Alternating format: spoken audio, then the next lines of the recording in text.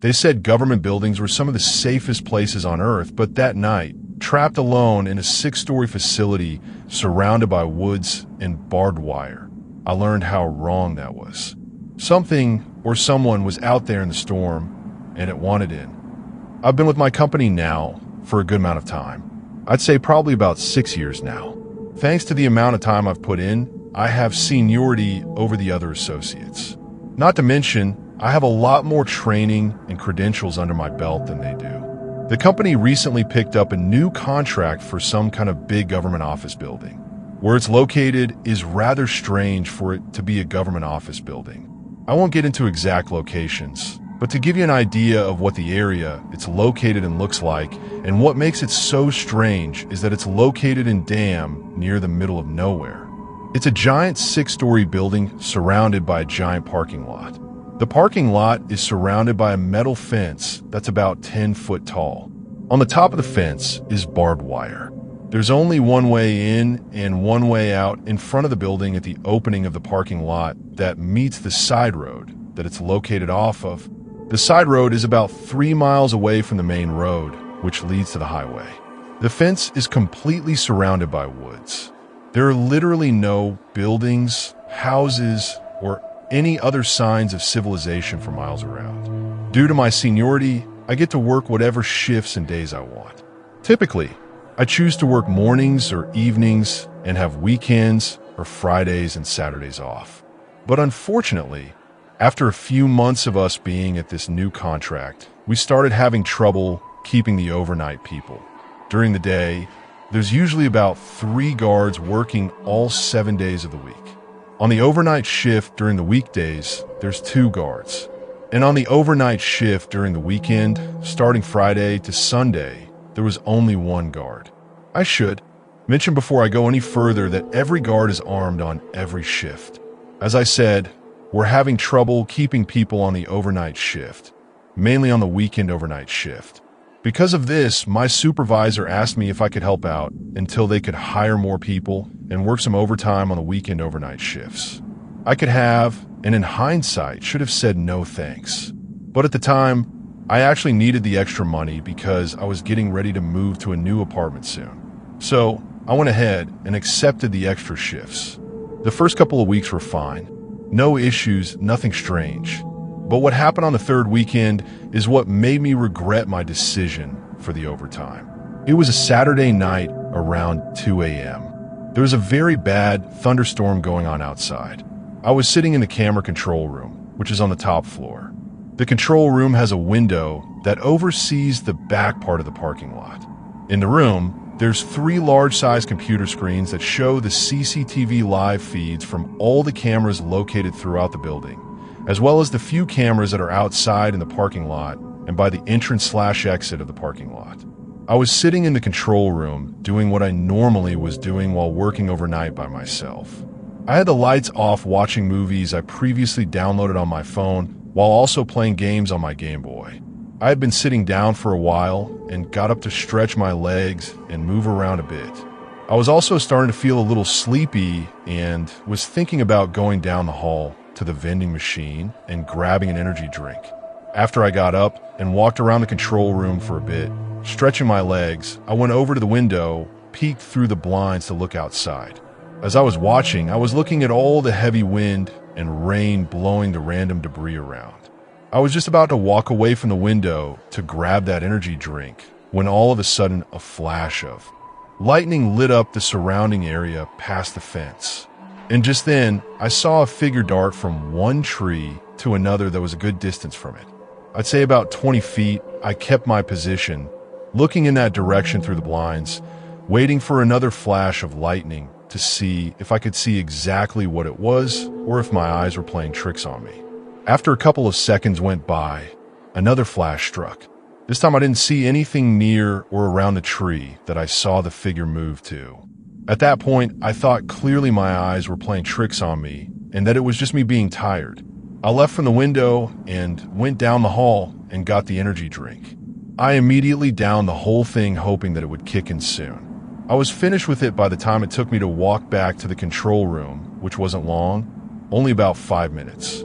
I got back to the control room and I immediately noticed that one of the camera feeds had been knocked out on one of the screens. It was the camera feed to the back part of the parking lot that the window overlooked. I went over to the window and looked out the blinds in the direction of the camera. I spotted it dangling in the wind from its wires from the post that it was on. I figured the heavy winds must have knocked it off somehow. I sat back at my desk and put in my report for the night, and then went back to what I was originally doing. A few minutes had passed while I was watching a movie on my phone, and I heard the alert sound the system gives when someone is accessing a part of the building that requires a code to be entered on a keypad. I looked at the main screen and pulled up the tab that shows the access points of the building. It showed me the one being accessed was the one in the back of the building by the back parking lot. At that point, a shiver ran down my spine as I realized someone was outside. From the shadow figure to the camera being knocked out, and now to the keypad being accessed. Whoever had the code because they got in and the system showed me the green light. I thought to myself, it couldn't be another worker or security guard. If it was a worker, we would have a memo telling us who it was and what times they would be here, as well as what part of the building they would be in. I knew it wasn't a security guard because I would have known about that too.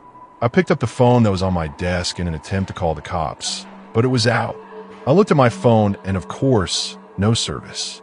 I figured the best thing to do would be to try to walk around the hallway and try to get service on my phone. I left out of the control room and into the hallway.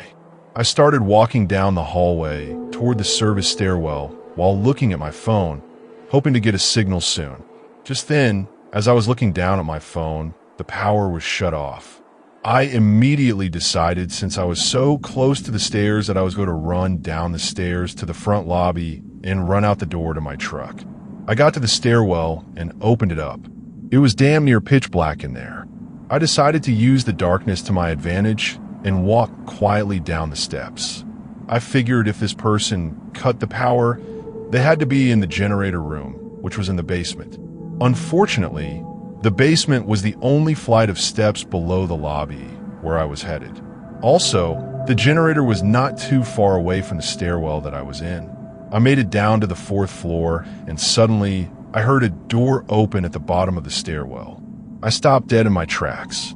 At this point, I knew I was armed, but I was thinking to myself, even though I went through training, I don't think I was ready to shoot anyone. I was hoping and praying that it wouldn't come to that. As I was standing there immersed in my thoughts about my training with my firearm, I started hearing heavy footsteps walking up the stairs. I wasted no time in coming up with a new plan.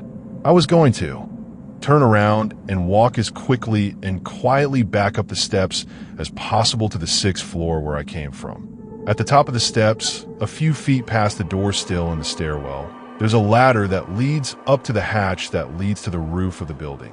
I was going to climb up the ladder to the top, just before you have to open the hatch to go any further, and just hide in there in the pitch black darkness until whatever happens next.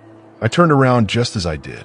My gun banged against the metal to the stairwell railing, making a loud clang sound. As that happened, I froze, and so did the heavy footsteps. A few seconds had gone by, and then I heard whoever it was running as fast as they could up the steps. I sprang as fast as I could, running up the steps as if my life depended on it. As I got to the top of the steps, just before I was about to pass the door I had come from, I had an idea to create a diversion on the fly. I quickly opened up the door hard and loud, then let go of the handle and let it close and slam on its own. I continued to run to the ladder and climb up it. By doing that, I would make it appear that I had run out the door. With only seconds to spare, I made it up the ladder.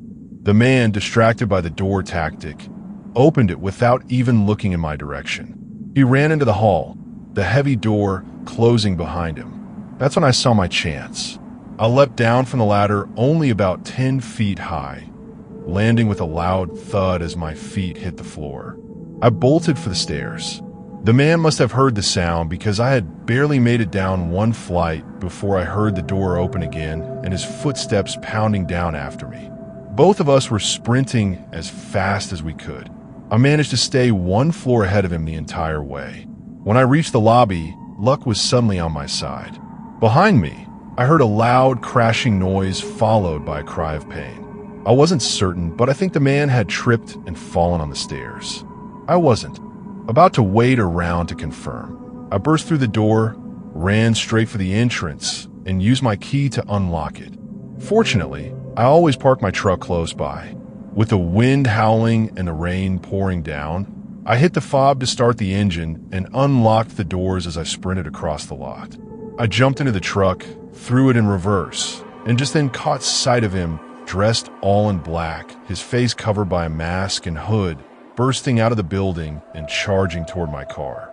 I slammed the gear into drive and floored it, tires screeching as I tore out of the lot and onto the side road.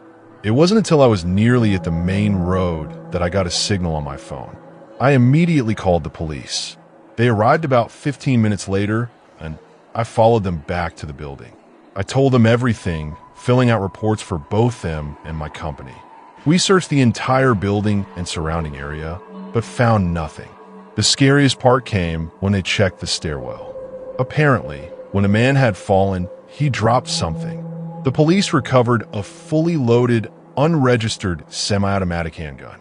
To this day, no one knows why someone would have broken into that building. There was nothing particularly special about it, except that it was government property. Whatever the case, I'm just thankful that luck was on my side that night.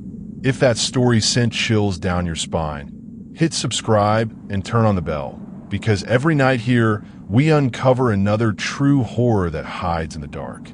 Drop a comment below. What would you have done if you saw that masked man in the storm?